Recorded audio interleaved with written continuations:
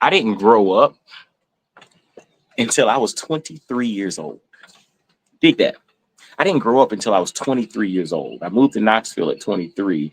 And the reason I emphasize born and raised and growing up being something totally different is that as a kid, I really didn't have to do a whole lot for myself, right? Appointments were set for me. My schedule was set for me. Your parents kind of told you what to do, all of that. But it wasn't until I moved to Knoxville, Tennessee at the age of 23 as an adult after finishing college that I was kind of thrown into the fire, and I had to figure life out, right? Had to deal with a challenging relationship situation. I had to deal with, scheduling appointments, paying bills, finding an apartment. On top of that, I had to deal with moving to a city in which I did not have family support. I was forced to grow up. And the reason I emphasize that is like a lot of kids who come from, supportive families or come from situations in which, they have a lot of opportunities. Sometimes those kids struggle with growing up. And I feel like I was kind of one of them. I didn't grow up with wealth, but I grew up with love. I grew up with support. And we had a huge family infrastructure in Augusta, Georgia, where I was from. And that's a benefit. Like that's a beautiful thing. But for an individual who needs to become an adult, who learn or needs to learn how to take care of themselves, that can also be something that can be challenging and can kind of limit trajectory because everything's done for you. You know what I'm saying?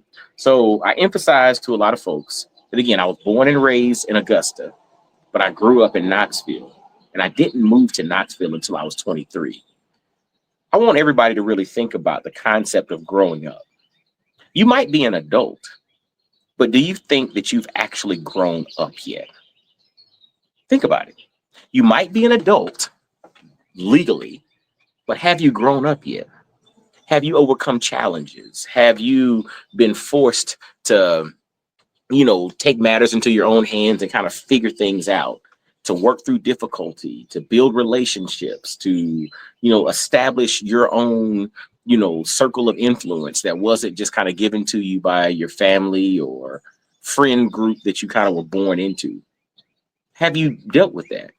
Because if you haven't, there's a strong possibility that you haven't grown up yet.